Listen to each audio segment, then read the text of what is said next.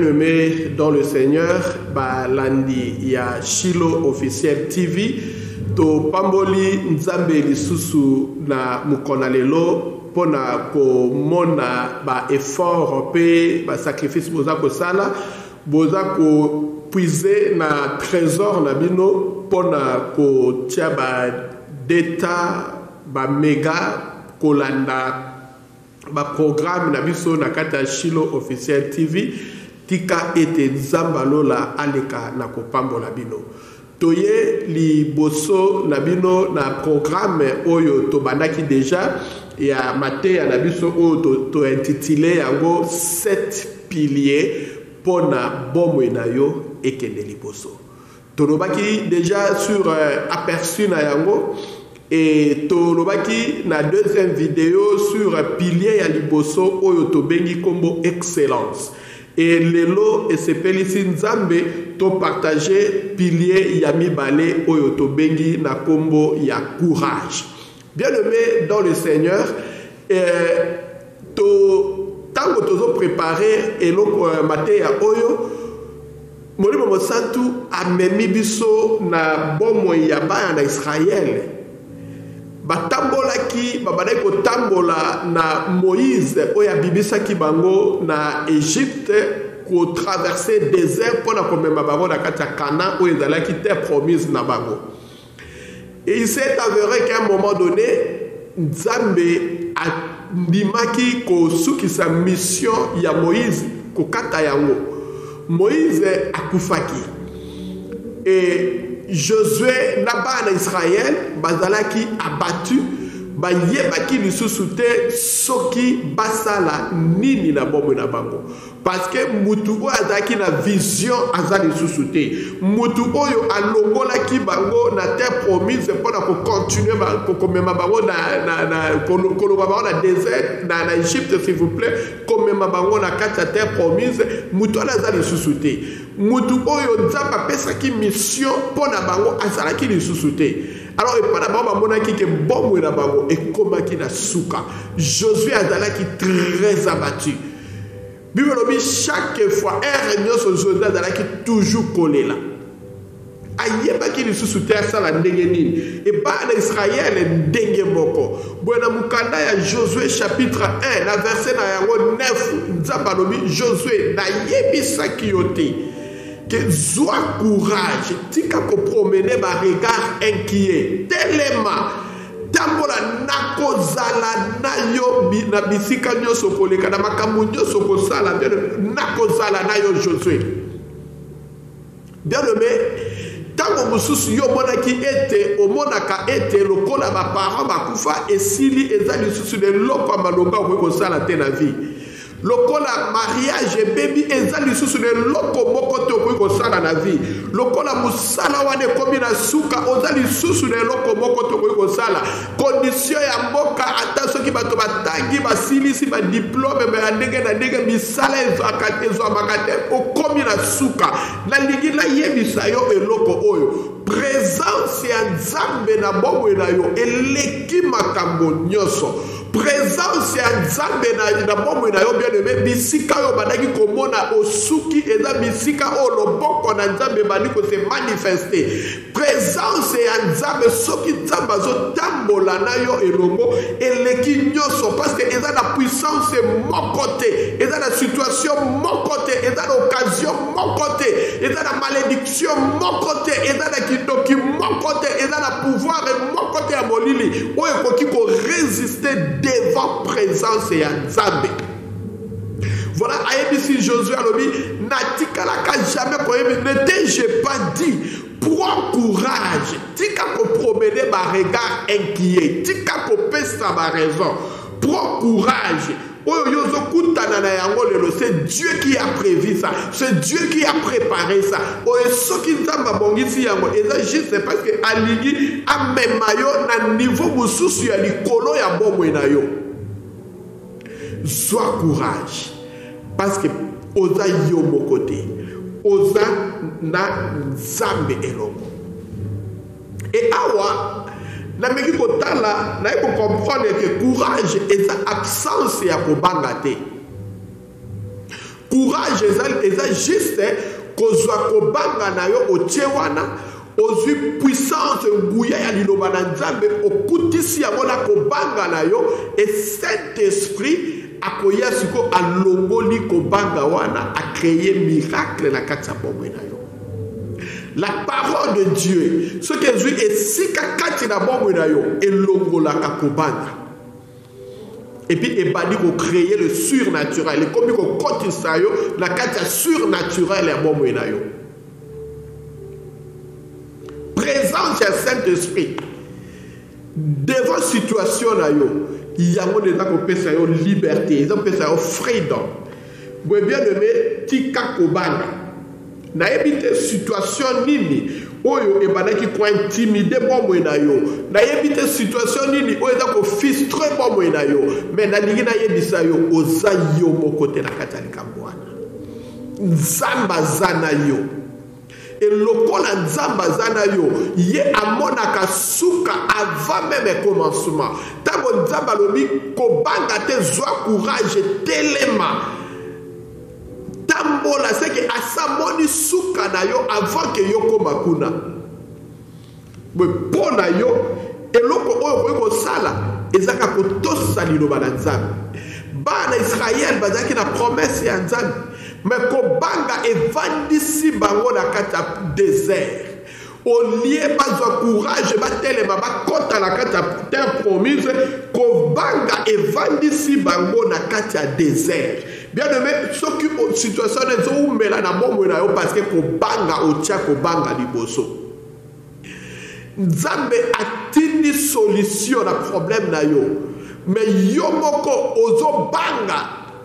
Ce qui na sali we bato bakoloba nini. Ce qui na sali we na kosuka wapi. Ce qui na sali we na komeka na kobanda kutu ndenge nini. Bien aimé, tango Nzambe alobi azana yo, c'est que a préparé makambo nyoso. Pour yo affronter yango et puis même mayo na kata destiné na yo. Pourquoi ozobanga? Est-ce que Nzambe akoyi ko pesa recommandation oyo yemoko akoyi ko dala incapable ya ko résoudre yango? C'est juste à cause ya kobanga nde bato ebele bazo zanga kotambola baza ko échouer kotambola ko palper ba promesse ko enjoy ba promesse ya Nzambe na bombo na bango. Situation nini bien aimé oyo ezovandisa yo encore dans le désert. Pendant que Nzambe aza na posa olongwa na niveau ya désert mais au kota na kata ma promesse na ye. Pour la comprendre et l'on ni ne vokabola na bolingo na Nzambe. Est-ce que ça libala? Ata soki na balite. Nzambe aza capable ya kobalisa ngai ya kopesa nga bobali bien mwasi. Ata soki naza na mbongo te Nzambe aza capable ya kopesa nga mbongo. Ata soki naza eloko moko te Nzambe aza capable ya kopesa oyo nga naza nango besoin. Alors eloko nini kokambola nga na bolingo ya Nzambe wana? Et tango yo zobanga oza juste constituer obstacle, blocage pour l'accomplissement ya ba promesse ya Nzambe na kati ya bomoi na yo. Oui, kobanga eza mabe.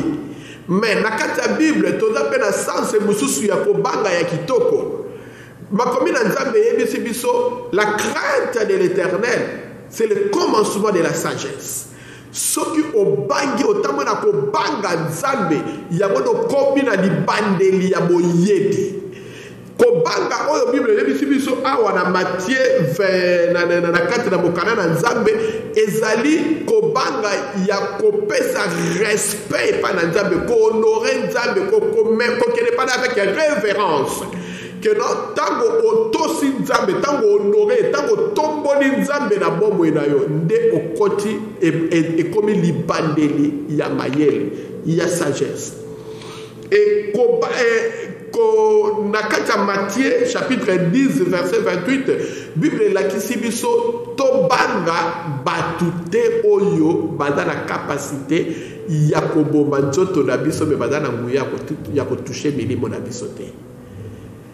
Des sens ya liboso ya malamu ya ko respecter il y a qu'à honorer et puis il y a qu'à élever mutu moko boye. Nzambe to mutu moko boye.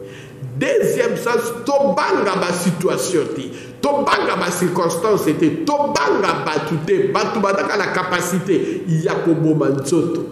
Mais bata la capacité ya ko boma, ya ko détruire milimo na bisoté. Alors ndenge na lobaki kobanga eza juste absence courage eza absence ya kobanga te s'il vous plaît, mais courage ezali kotambola na ko affronter makambo ebandaki kobangisa biso.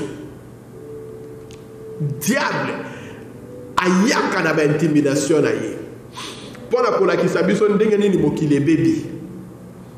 Diable ayaka na ba intimidation na ye pona kolakisa biso ndenge nini mabale ekomi pasi. Diable ayaka na ba intimidation na ye pona kolakisa biso ndenge nini vie ekomi difficile, mbongo ezomonana te. Diable ayaka na ba intimidation na ye pona kolakisa biso ke soki ba parents bakufi esili vie esuki wana. Diable ayaka na intimidation na ye akolakisa biso toujours toutes sortes ya ba négativité, toutes sortes ya makambu oyo eko créer ko banga oyo eko intimider eko frustrer bombo na biso. Mais tango yo ozo tambola na kati na ba promesse ya Nzambe, Bible elobi nini? Nzambe ebisi Josué nakozala na yo. Prends courage parce que gai Nzambe nakotambola na yo. Et lokola Nzambe kotambola na yo, bisika bato bazomona impossibilité, Nzambe ba possibilité. Et si comme tu as lobi que non, au suki, Nzamba lobi na no suki te au bandi, et l'autre moko ya sika ezo bandi. Bien aimé, oza yo mo côté. Na kata épreuve wana oza yo mo côté. Na kata humiliation wana oza yo mo côté. Na kata kolela wana oza yo mo côté. Na kata déception wana oza yo mo côté. Na kata kozanga wana oza yo mo côté. Il y a quelqu'un d'autre. Oyo azana yo ensemble. Et présence ya mutuana, peu importe ma intimidation ya diable, suka suka okobima victorieux. La présence de Dieu dans ta vie est la solution. Il y a nyoso oyo zana ko besoin. Alors pourquoi kobanga? Dans l'importance ya koyeba Nzambe, eza kotambola na kati ya réalité ya liloba na ye. Oui, il y a une différence entre la réalité et la vérité. En réalité, vie est comme il passe. En réalité, mobala boyo. En réalité, musala esili. En réalité, ma parent batika yo. En réalité, souffrance ezali. Oui, bien sûr, c'est ça. Et sa réalité. Mais c'est quoi la vérité?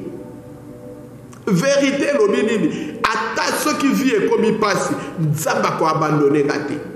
Ata ceux qui va boti na ngaba kufi, Nzamba ko tika gâté. Akozala toujours et toujours nangayi. Ata ceux qui va tomazo mona kena na koki ko bota te, mais vérité zalini ndako na Nzambe ba femme stérile bazala gâté, encore moins ba o ba avortaka bazala gâté. Présence ya Nzambe na bombo na yo eza solution. Et bana Israël et l'autre zanga ki bango ba comprendre yango wana. Yango esala ki ba na kolela lela. Et Nzambe il fallait Nzambe yemo katelema ayebisa bango ko banga te bo banga te po te nga Nzambe nazana bino. Bien aimé, tu as un Dieu. Moi na Nzambe ozana Nzambe.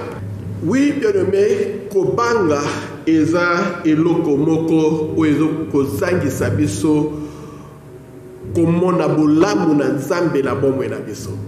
Josué Nzambe apesaki ye révélation moko très puissante et puis spécifique.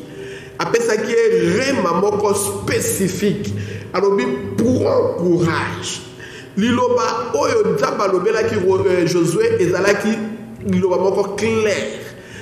Est-ce que quand la tikala koyebisa yote ko promener ba regard inquiété ko ta la gauche droite était prends courage téléma au vandi place wana mingi bien aimé ovandi na situation na mingi, ovandi na kolela mingi, ovandi na komitungisa mingi, okomobela ba gastrite, okomobela ba tension, okomikobela ba moso ba beli kutu ba AVC, likolo ya kobanda. Alors Nzambe apesho liloba moko spécifique, liloba moko eza nini? Zwa courage, eza instruction. Natikala koyebisa yo teke o promener ba regard inquiet, o tika ko promener ba regard inquiet. Prends courage, telema, parce que ngai Nzambe nakozala na yo. Zwa courage, bien-aimé. La situation aux autres traversées, sois courage. Et awa na meki kotala ba cause oye salaka ke mutu atambola na kati ya kobanga. Yes, totanga liloba na Nzambe biso nyonso. To méditaka parole de Dieu biso nyonso. Mais pourquoi kobanga toujours na bombe na biso? Et d'ailleurs pour comprendre cause na kopesa juste deux causes, ma raison est belle, mais na kopesa kaka deux. Ya liboso soki olongoli révélation ya liloba na Nzambe o remplacer yango na imagination personnelle. Nzambe apesi yo révélation ya liloba na ye kati na yo, mais yo longoli révélation wana otie makanisi na yo moko na place ya révélation wana. Na livre ya Nombre chapitre 13 verset 26 c'était le verset 33. Par Israël, à un certain niveau, il fallait mettre d'abord espion. Il fallait espionner Cana. Batinda qui va belé, y compris Josué na Caleb. Mais tant que batona bakeyi, bazongi bapesi ba rapport ya ndenge na ndenge. Ba mususu balobi ah botika la bino. Bato obiso to kutikuna. Ba géant wana en tout cas magosisa biso bagonyos. Yes, to moni ba lena ba milk zo cool, ba milk na ba miel zo couler ya solo. Mais bato biso to kutikuna no. Bazui ba imagination personnelle na bango. Bazui koyeba na bango. Bazui expérience na bango. Ba tie liboso ya révélation ya liloba na Nzambe. Mais gloire soit rendue à Dieu à cause de Josué et Caleb. Balobi, bien sûr, oh bateau balobi Esaïa solo, mais toyebi ete Nzambe na biso aza capable. Oui, ma raison aux pousser Esaïa solo. Docteur a dit ça au koki kobota te. Esaïa solo. Bakata yo ba trompe, Esaïa solo, misala ezate, Esaïa solo, basi ezana mboka, Esaïa solo, mais longola na imagination na yo, zwa révélation ya liloba na Nzambe tia yango na place ya imagination na yo. C'est ce qui avait fait Josué na Caleb. Balobi yes, ba géant bazali, mais Nzambe soka zana biso.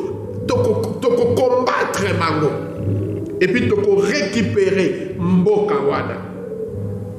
Bien aimé, au lieu de raisonner grandeur ou bien gravité à situation na yo, bana kotala combien Dieu est capable. Bana kotala combien Dieu est capable. Longo na niveau à la gravité, il y a likambu oyozo face. Mais tala combien Dieu est capable ya kobimisa na kata likambu wana. Yes, le mot ne peut dur que non est impossible. Mais yeba que la dictionnaire a dit impossibilité zati. À côté qu'on peut ça une mission où est très compliqué, très difficile. Na mission na yo komona que oui en tout cas oyo way out et le quoi anglophone baloba exacté. Mais ce qui est azana yo okobima ya solo, oko sortir ya solo. prends courage. Il y a quoi affronter situation wana. Logo la expérience personnelle, logo la imagination na yo, logo la sagesse na yo, logo la oyo tambola la bombo na yo. Oui, oza na raison, mais tia yango pembeni, zwa puissant pouvoir ya liloba na Nzambe tia liboso. Qu'est-ce que Dieu a dit par rapport à la situation wana?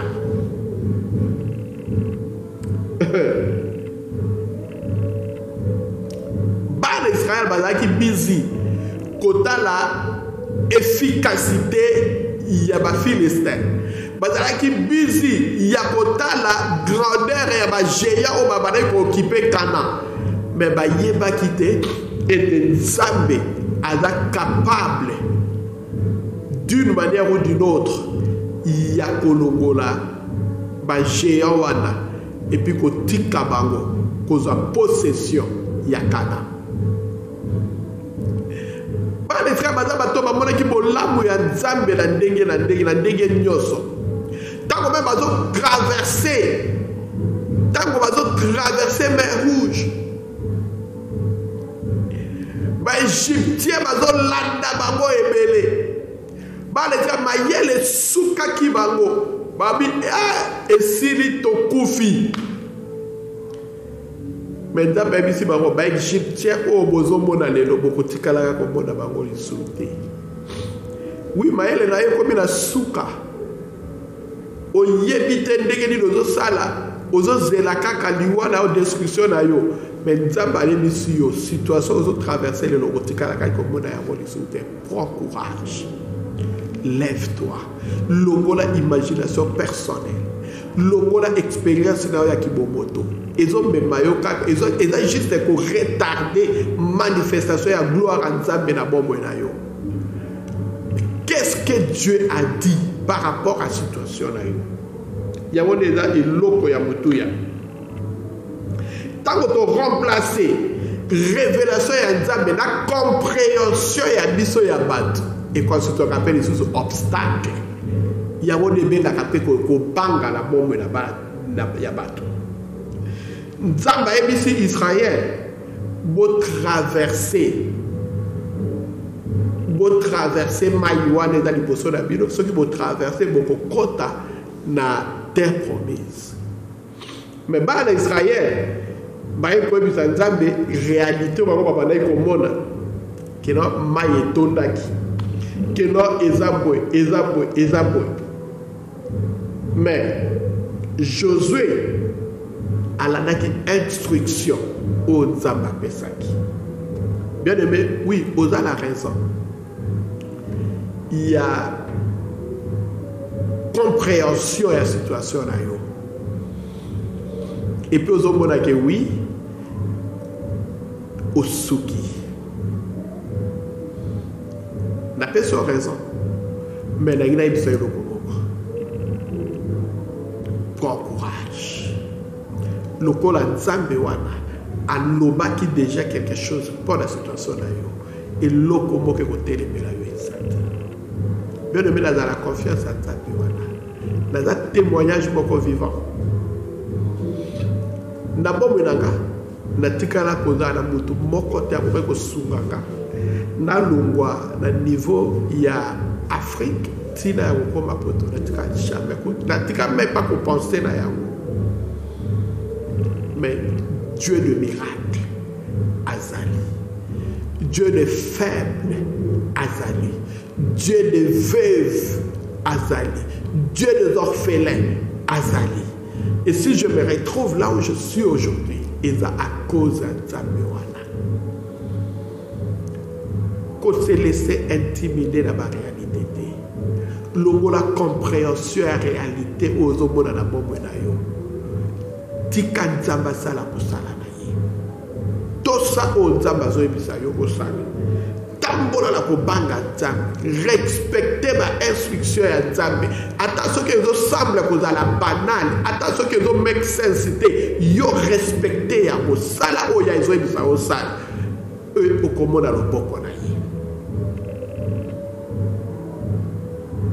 Courage et koki koya kaka na nzela ya présence ya molimo na nzambe. Molimo na nzambe soki avandi kati na yo, yende akomema courage na bomoi na yo. Josué chapitre 1 verset 5. Eloko moko te ekotelemela yo na bomoi na yo mobimba. Tala promesse ya monene oyo nzambe apesaki Josué. Nakozala na yo. Tika molimo mosantu azwa esika na bomoi na yo. Et soki molimo mosantu azwa esika ya solo, présence ya nzambe evandi kati na yo, eza na eloko moko te koresiste.